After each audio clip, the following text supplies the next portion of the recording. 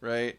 So that rhythm guitar on breakdown, you've got three different things to do. One is just A minor, G, A minor, G, 1, 2, and 3, 4. 1, 2, and 3, 4. So I'm just playing on the 1, mute on the 2, and then up on the and of 2, and then mute on the 4. 1, 2, and 3, 4. 1, 2, and 3, 4. 1, 2, and 3, 4. 1, 2, and 3, 4. 2 and 3, 4. 1, 2, and 3, 4. Like that. And then finally, when it comes to the precursor, when it comes to that cool lick we were learning earlier, 1, 2, and 3, 4. 1, 2, 3, 4. 1, 2, 3, 4. And then the chorus just goes 1, 2, and 3, 4. 1, 2, and 3, 4. You go to the F chord. 4, 1, 2, and 3. 2 and 3, 4. 1, 2, and 3, 4.